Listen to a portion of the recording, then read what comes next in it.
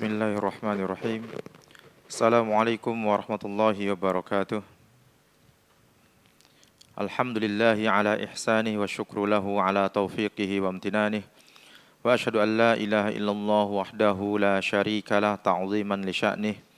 Wa ashhadu anna Muhammadan abduhu wa rasuluhu da'i ila ridwanih. Allahumma salli wa sallim wa barik alaihi wa ala alihi wa ashabihi wa ikhwanih. Para ummahat dan akhwat yang semoga senantiasa dirahmati Allah Azza wa Jal. Alhamdulillah kita bersyukur kepada Allah atas limpahan nikmat sehingga pada sore hari ini kita masih bisa melangkahkan kaki menuju rumah Allah yang insya Allah kita akan melanjutkan kembali pembacaan tarjamah dari Al-Adab Al-Mufrad karya Al-Imam Al-Bukhari rahimahullah dengan syarah dari Syekh Dr. Muhammad Luqman As-Salafi hafidhahullah. Kita masuk bab 229. Apakah kata-kata orang yang sakit, aku sakit dianggap keluhan? Apakah kata-kata orang yang sakit, aku sakit dianggap keluhan? Hadis nomor 509. Beliau Al-Imam Al-Bukhari rahimahullah berkata, Zakaria mengabarkan kepada kami, ia berkata Abu Usama mengabarkan kepada kami, an Hisham, dari Hisham, an abihi, dari ayahnya, qala, ia berkata, dakhaltu ana wa Abdullah ibnu Az-Zubair ala Asma qabla qatli Abdillah bi 10 layalin wa Asma waji'ah. Aku dan Abdullah bin Az-Zubair pernah menemui Asma 10 malam sebelum Abdullah dibunuh, sementara Asma sedang sakit, ya, yaitu Asma binti Abi Bakar, ya, putrinya Abu Bakar As-Siddiq radhiyallahu anhuma. Asma ini adalah ibunda dari Abdullah ibnu Az-Zubair. Faqala laha Abdullah, maka Abdullah berkata kepadanya, kepada Asma, kaifa tajidinaki, bagaimana kondisimu, bagaimana keadaanmu? Qalat waji'ah, maka Asma menjawab sakit. Qala inni fil maut, Abdullah berkata, sesungguhnya aku berada di ambang kematian. Faqalat la'allaka tashtahi mauti falidhalika tatamannahu fala taf'al. Asma berkata, barangkali engkau mengharapkan kematianku, karenanya engkau mengangankannya, janganlah engkau lakukan. Fawallahi ma ashtahi an amuta hatta ya'tiya ala ahadi tarfaik au tuqtala fa ahtasibak. Demi Allah, aku tidak mengharapkan mati hingga kematian datang kepada salah satu di antara dua hal. Maksudnya sembuh atau mati, atau engkau terbunuh, maka aku bersabar atas dirimu. Wa imma an tadhfura fataqarra aini, atau engkau menang, maka aku merasa senang. Fa iyyaka an tu'rada 'alaika khuttatun fala tuwafiquk fataqbaluha karahiyatal maut. Jangan sampai dihadapkan kepadamu sebuah opsi lalu tidak cocok dengan dirimu, sedangkan engkau menerimanya karena tidak menyukai kematian. Wa inna ma'ana Zubair wa inna ma'ana ibnu Zubair liyuqtala fayuhzinuha dzalika. Yang dimaksud oleh Ibnu Zubair bahwa ia akan dibunuh sehingga itu akan membuat Asma sedih. Ya. Hadis ini sahih diriwayatkan oleh Imam Ibnu Abi Syaibah dan juga Abu Nu'aim dalam Hilyatul Auliya. Ada beberapa pelajaran yang dikandung dalam hadis ini. Yang pertama, di dalamnya terdapat dalil bahwa seorang yang sakit boleh mengatakan saya sakit, atau aduh sakitnya kepalaku, atau aku sangat kesakitan. Ya, dan ini merupakan rukhsah atau keringanan. Jadi tidak mengapa seseorang yang sedang sakit dia sekedar mengatakan saya sakit. Ya. Ini adalah jawaban atas bab tadi ya. Bab 229, apakah kata-kata orang yang sakit, aku sakit, dianggap sebagai keluhan. Baik. Maka jawabannya tidak mengapa seseorang mengatakan saya sakit ketika dia memang sedang sakit. Ya, atau aduh sakitnya kepalaku, atau aku sangat kesakitan. Ya, dan ini merupakan rukhsah atau keringanan. Yang kedua, orang yang sakit boleh mengadukan sakitnya selama masih dalam bentuk permohonan kepada Allah Azza wa Jal, dan tidak menggambarkan keluhan dan menyalahkan takdir Allah. Ya. Jadi boleh mengadukan sakit tersebut ya selama masih dalam bentuk permohonan kepada Allah ya, dan tidak menggambarkan keluhan dan menyalahkan takdir Allah. Ya. Kemudian yang ketiga, orang yang sakit boleh mengadukan sakitnya kepada orang lain sehingga tidak menimbulkan amarah atas apa yang telah ditakdirkan untuknya. Ya. Jadi boleh seseorang mengadukan sakitnya kepada orang lain sehingga orang lain tersebut mengetahui kondisinya. Ya. Sehingga perkaranya jelas. Jikalau ada sebuah hal yang sudah disepakati ingin dilaksanakan bersama-sama sehingga misalkan yang sakit ini tidak datang, maka temannya tadi tidak berburuk sangka dan menganggap ini sebuah hal yang wajar karena sedang sakit sehingga dia tidak bisa datang misalkan. Ya. Berarti ini perkara yang dibolehkan, mengadukan orang atau orang yang sakit mengadukan sakitnya kepada orang lain. Kemudian hadis 510. Ahmad bin Isa mengabarkan kepada kami, ia berkata, Abdullah bin Wahab mengabarkan kepada kami, ia berkata, Hisham bin Sa'ad mengabarkan kepadaku dari Zaid bin Aslam dari Atha bin Yasar. An Abi Sa'id Al-Khudri, dari Abu Sa'id Al-Khudri. Annahu dakhala ala Rasulillah sallallahu alaihi wasallam wa huwa mau'uqun. Bahwa ia pernah menemui Rasulullah sallallahu alaihi wasallam sementara beliau sedang mengalami demam. Alaihi qatifah. Ya. Dan beliau diselimuti kain. Fa wada'a yadahu alaihi. Ya. Maka kemudian Abu Sa'id meletakkan tangannya pada beliau. Ya. Fa wajada hararataha fawqal qatifah. Dan merasakan panasnya di atas selimut. Ya, artinya sampai selimut pun terasa panas. Tidak sekedar badannya beliau yang mulia, yang panas. Bahkan tembus ke selimutnya. Saking panasnya. Faqala Abu Sa'id, maka kemudian Abu Sa'id Al-Khudri berkata, Ma asyadda hummaka ya Rasulullah. Alangkah panasnya demammu wahai Rasulullah.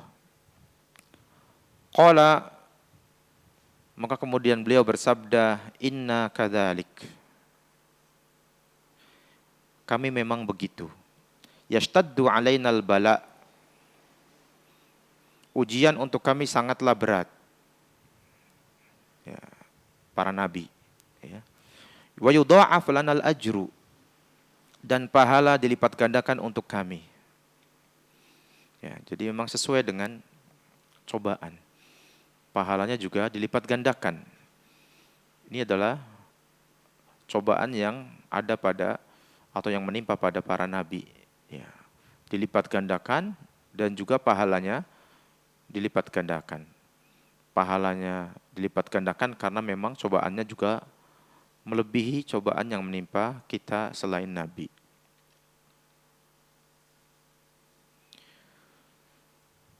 Faqala, maka kemudian Abu Sa'id berkata, "Ya Rasulullah, wahai Rasulullah, ayun nasi asyaddu bala'an?" Siapakah orang yang cobaannya paling besar? Qala, maka Nabi bersabda, al-anbiya, para nabi. Tsummas salihun, lalu orang-orang soleh. Wa qad kana ahaduhum yubtala bil faqri hatta ma yajidu illa al-aba'ah yajubuha fayalbasuha. Salah seorang dari mereka diuji dengan kefakiran. Sampai-sampai ia tidak mempunyai apa-apa selain jubah lusuh yang ia pungut lalu dipakainya. Ini sebuah cobaan yang luar biasa. Wa yubtala bil qummal hatta yaqtulahu. Dan ada yang diuji dengan kutu hingga kutu itu membunuhnya. Wali ahadihim kana ashad farahan bil bala'i min ahadikum bil ata. Salah seorang dari mereka sungguh lebih senang mendapat cobaan daripada senangnya kalian ketika mendapat suatu pemberian. Ya. Hadis sahih diriwayatkan oleh Imam Ahmad, Ibnu Majah, dan Al-Hakim. Tayyib. Penjelasan kata di sini ada kata-kata mau'uk, yaitu demam. Tayyib. Dan Nabi tatkala terkena demam, maka ini seperti dua orang dari kita yang terkena demam. Ya. Inni u'aku kama yu'aku rajulani minkum. Kata Nabi, atau kama qala sallallahu alaihi wasallam. Ya, bahwa Nabi SAW itu pernah mengatakan, sesungguhnya demam yang aku rasakan seperti demam yang dirasakan oleh dua orang di antara kalian. Artinya jika demam itu misalkan kadarnya sampai berapa, 30, 9, 40, atau bahkan mungkin lebih daripada itu, ya itu udah panas ya. Berarti kalikan aja 2. Ya, kalau misalkan 39 berarti sudah 78 derajat Celcius.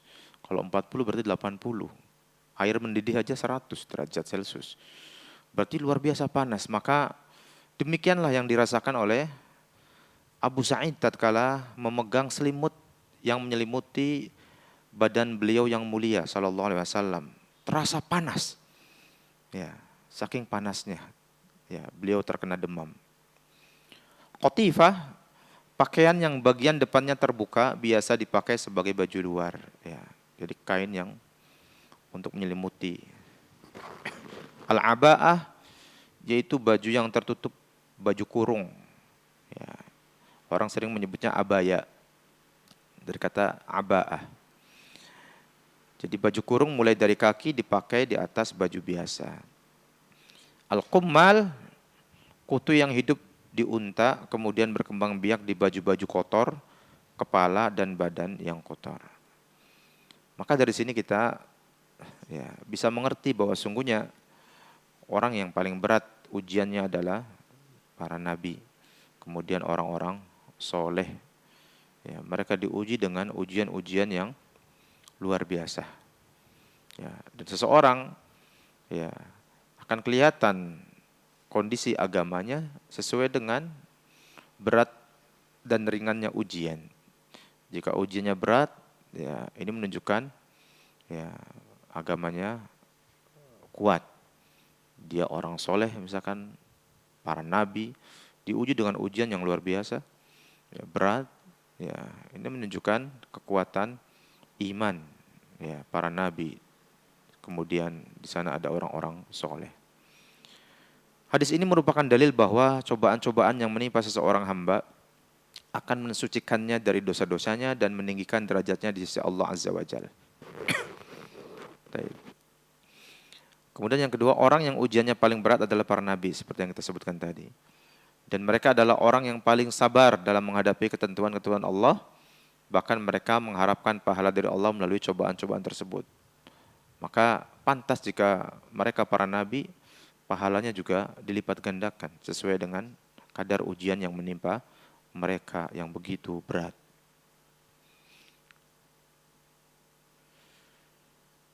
Bab 230, menjenguk orang yang pingsan.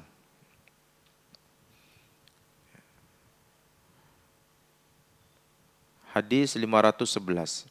Abdullah bin Muhammad mengabarkan kepada kami, ia berkata, Sufyan mengabarkan kepada kami an Ibnul Munkadir, dari Ibnul Munkadir. Sami'a Jabir bin Abdullah yaqul. Ia mendengar Jabir bin Abdullah berkata, Maridtu maradan, aku pernah sakit. Fa'atani an-nabiyyu sallallahu alaihi wasallam ya'uduni wa Abu Bakrin wa huma masyiyani. Lalu Nabi SAW datang menjengukku bersama Abu Bakar. Keduanya berjalan kaki. Fawajadani ugmiya alayya. Mereka mendapatiku dalam kondisi aku pingsan tidak sadarkan diri. Fatawaddo'a an-nabiyyu sallallahu alaihi wasallam thumma sabba wadu'ahu alayya. Maka Nabi SAW lalu berwudu dan kemudian menyiramkan air wudunya kepada aku. Itu air yang bekas dipakai untuk wudunya Nabi. Wadu itu air yang digunakan untuk berwudu. Kalau wudu, ya wudu itu sendiri artinya masdar dari perbuatan berwudu. Ya. Tapi kalau wadu pakai fathah berarti air yang dipakai untuk berwudu.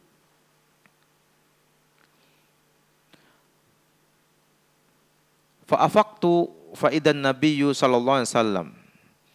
Ya, maka kemudian apa? Aku bangun, kata Jabir. Ya, tersadarkan dari pingsannya. Ternyata beliau adalah Nabi sallallahu alaihi wasallam.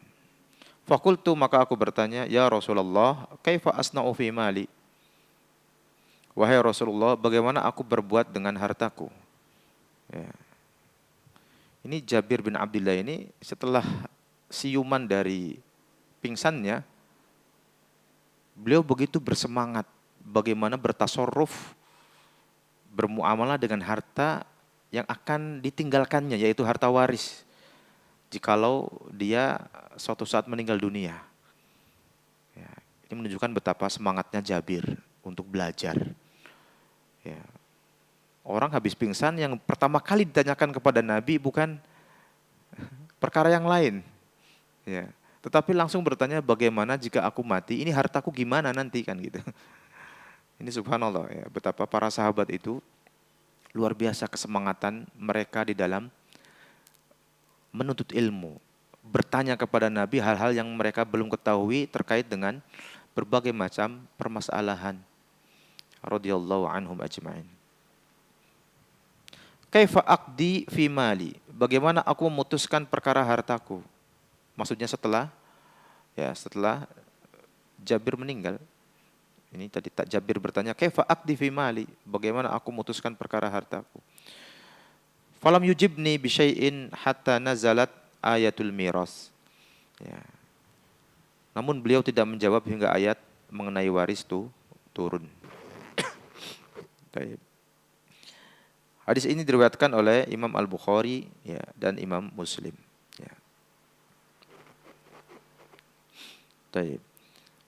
Maka dari sini kita mengetahui Nabi SAW ya, juga tidak sembarangan di dalam menjawab. Beliau menunggu ya, ayat yang menerangkan tentang hukum waris yang demikian. Ya. Kandungan hadis yang pertama, keutamaan menjenguk orang sakit dan anjuran agar melakukannya. Keutamaan menjenguk orang sakit dan anjuran agar melakukannya, yaitu menjenguk orang sakit. Ya. Yang kedua, bukti nyata adanya pengaruh dari berkah Rasulullah SAW. Ya. Tadi bekas air wudunya, ya, beliau apa? Menyiramkan kepada Jabir. Ya. Kemudian yang ketiga, dalil bahwa air musta'mal yang sudah digunakan untuk berwudu dan mandi adalah suci. Ya. Yang keempat, orang yang sakit boleh berwasiat walaupun ada kalanya ia tidak sadarkan diri, asalkan wasiat tersebut dilakukan ketika ia sadar sepenuhnya. Dan ini yang dilaksanakan oleh Jabir. Ketika sadar langsung bertanya ya, tentang masalah harta yang akan dia tinggalkan kalau dia meninggal dunia. Taib.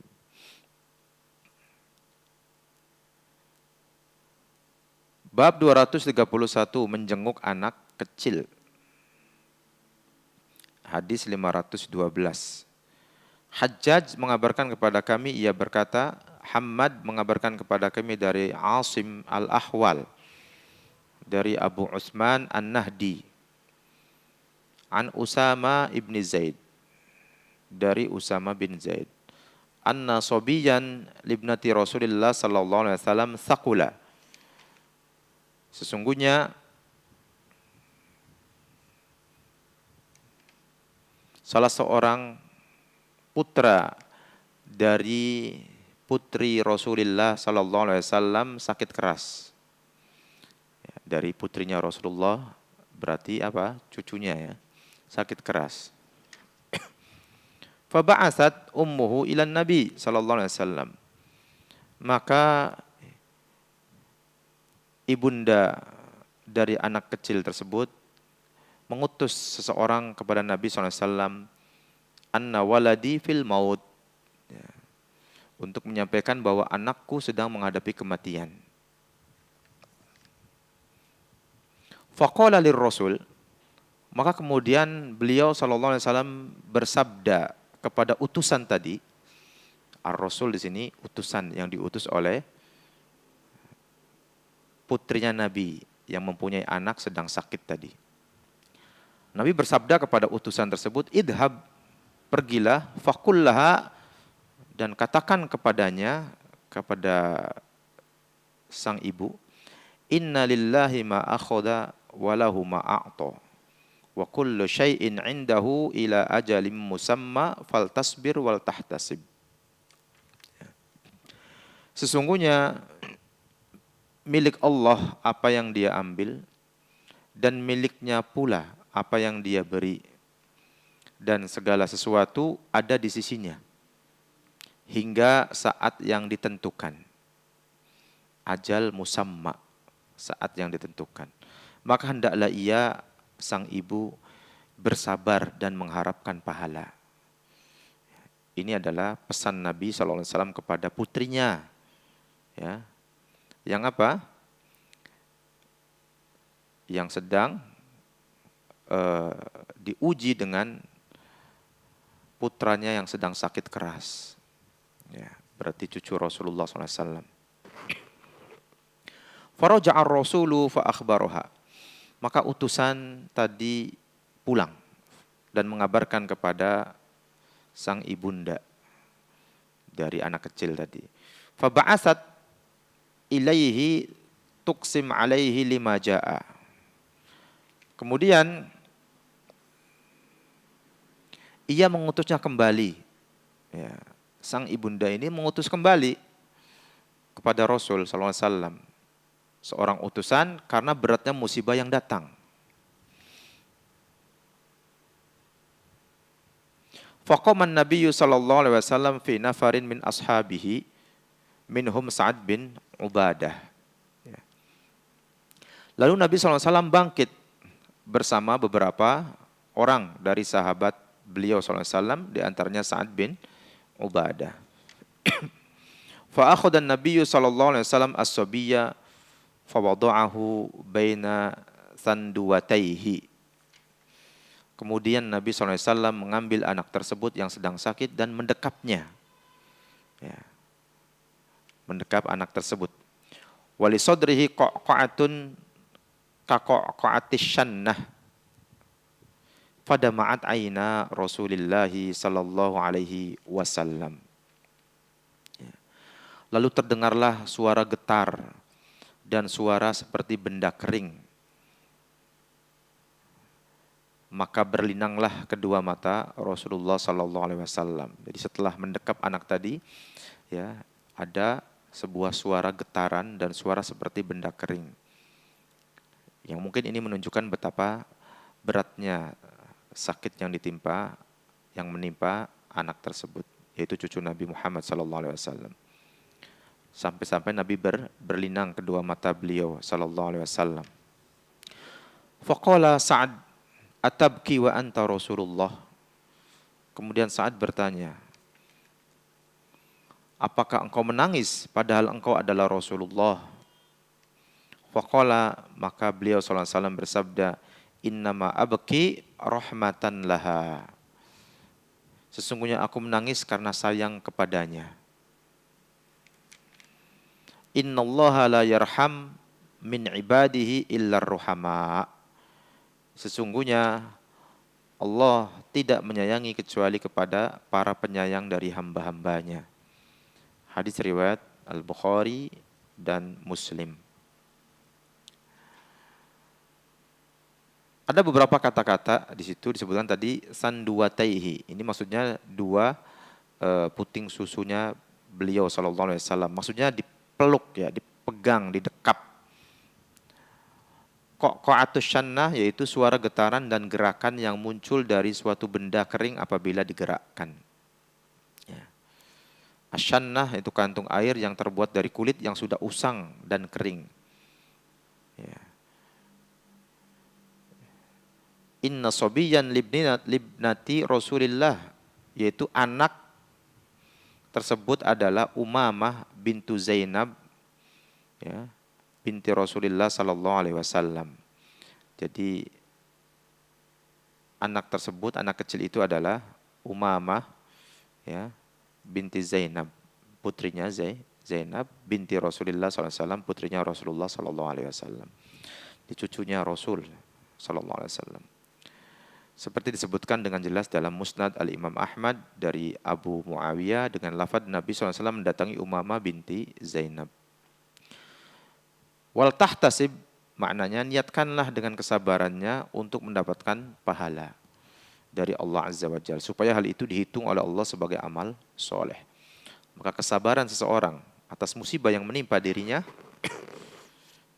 dihitung sebagai amal soleh, ya, dengan syarat dia bersabar. Ya.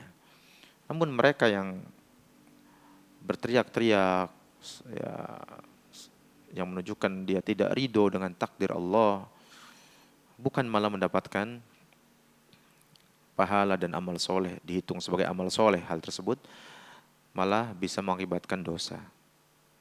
Ya. Kandungan hadisnya yang pertama, boleh mengundang orang-orang yang mulia untuk menjenguk orang yang sedang menghadapi sakaratul maut dengan mengharapkan berkah dan doa mereka, ya, dengan mengharapkan, ya, tentunya doa, ya, doa orang mulia, doa orang soleh, ya. Apalagi di sini adalah beliau sallallahu alaihi wasallam, ya, jasad beliau aja penuh dengan keberkahan, ya. Doa.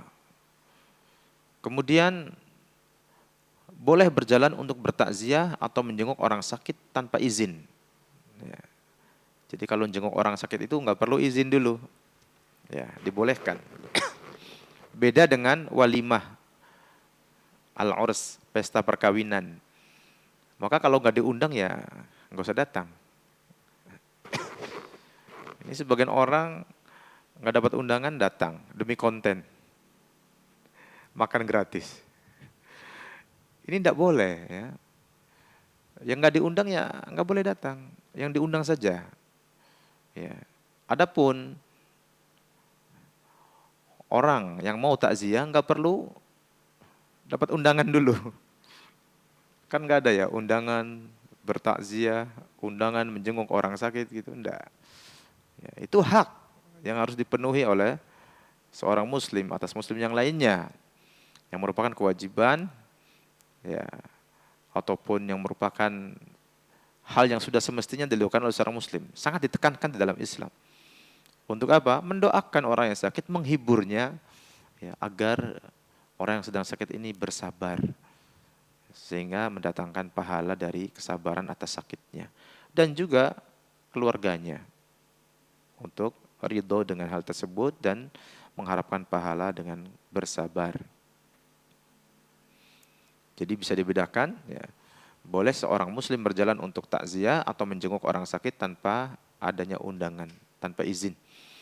Berbeda dengan walimah, pesta perkawinan, maka kalau nggak diundang ya jangan datang.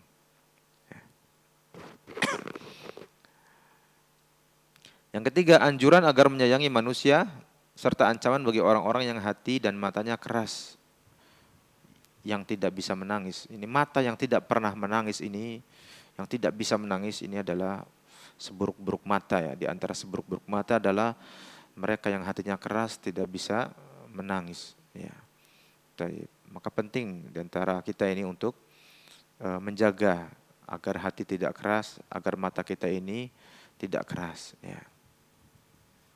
Jika hati kita masih gampang ternyuh dengan musibah yang menimpa orang lain, insya Allah masih ada kebaikan dalam hati tersebut, ya.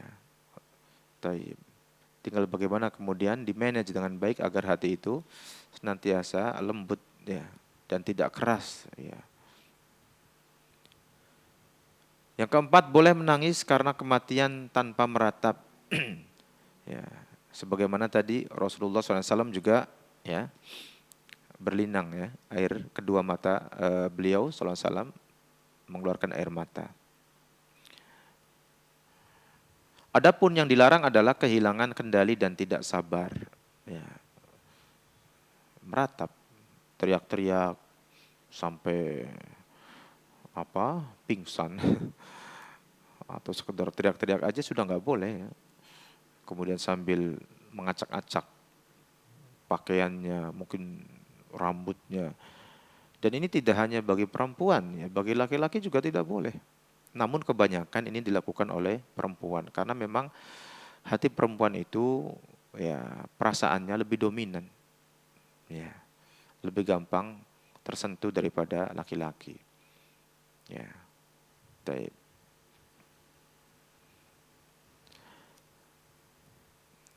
Bab 232. Tertulis di dalam terjemahan di sini bab gitu aja.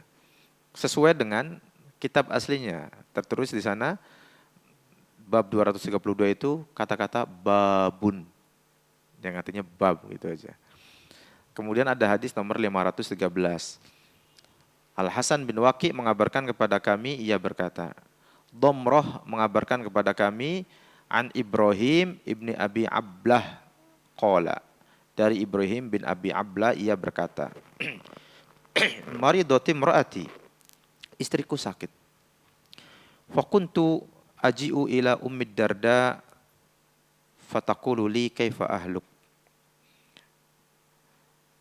Lalu aku mendatangi rumah Ummu Darda, ia berkata kepadaku, bagaimana istrimu? Fa aqulu laha marda. Maka aku menjawab, ia sedang sakit. Fatad'u li bi ta'amin fa'akul.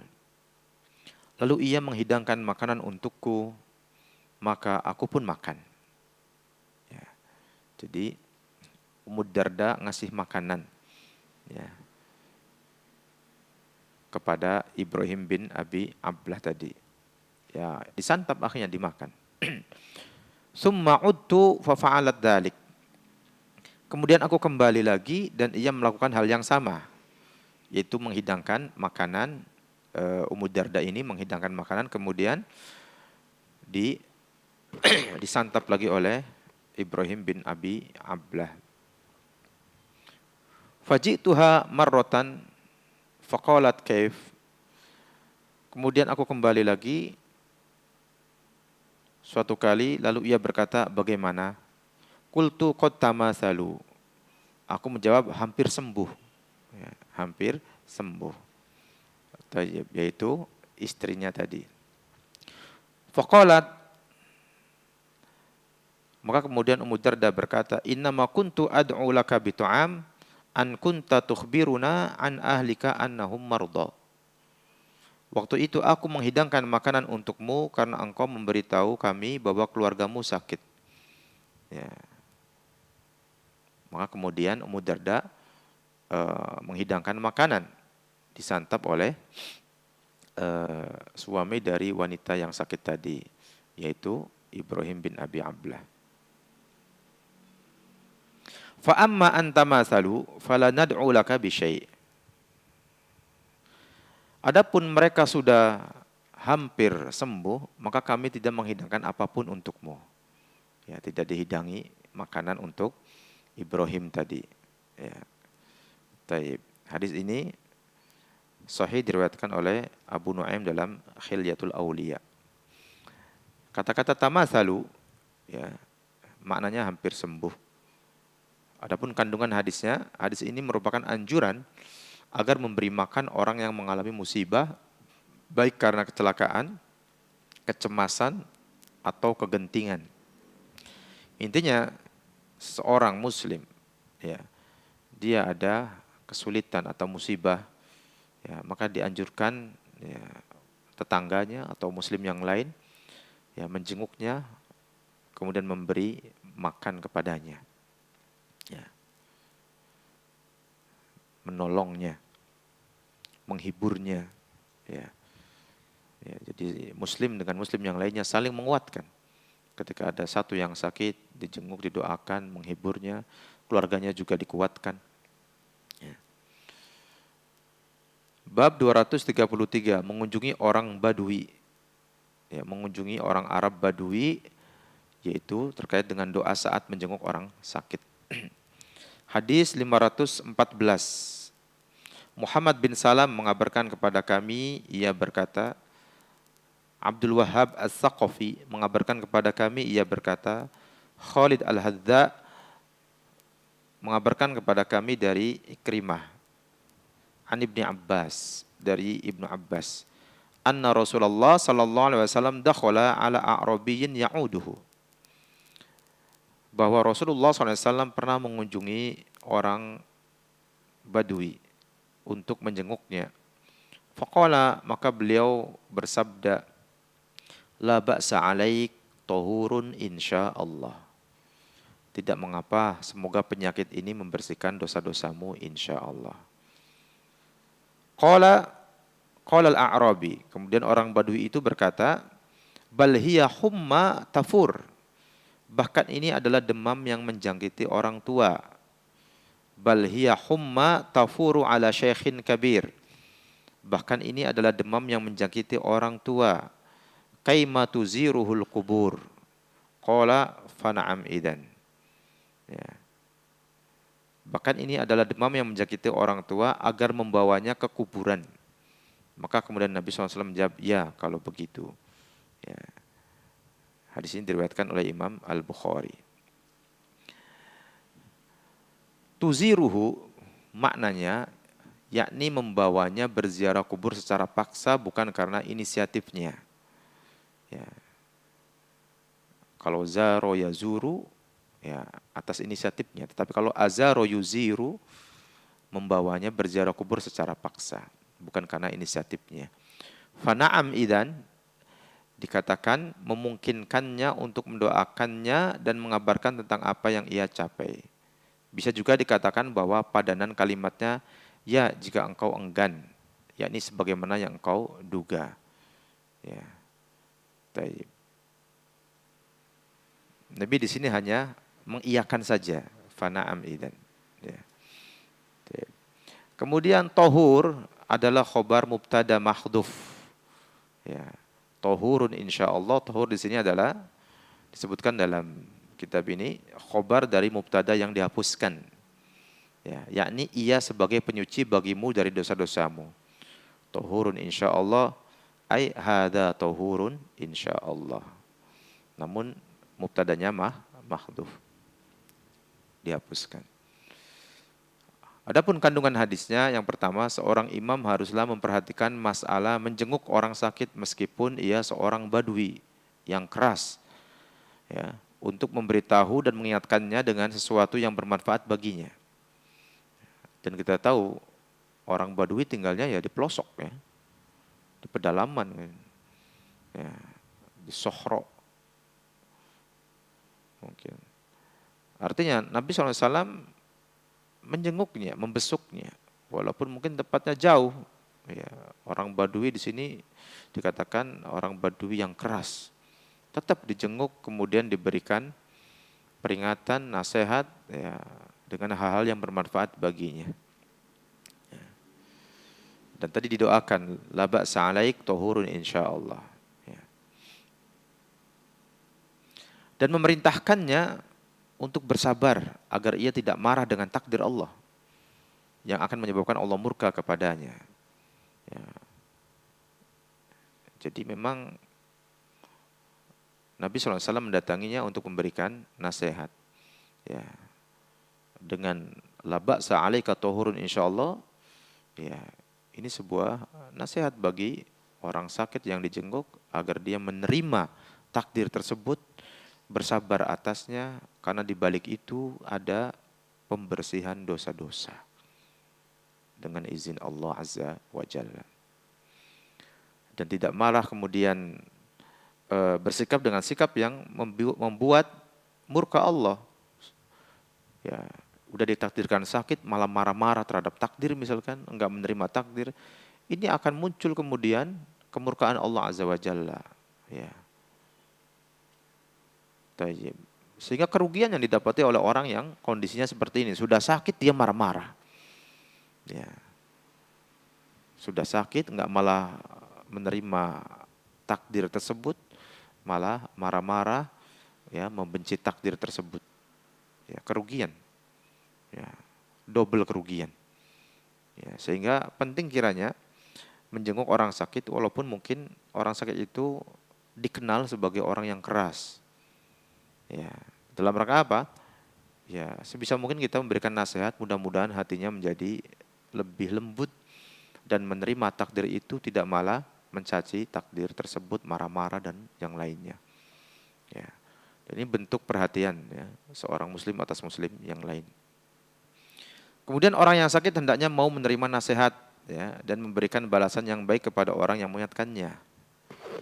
Jika ada orang yang sudah berbuat baik kepada kita, ya, minimal kita mengucapkan jazakallahu khairan. Jazakallahu khairan. Ya. Dan nasihat adalah sebuah bentuk kepedulian, ya, dari seorang muslim atas muslim yang lainnya.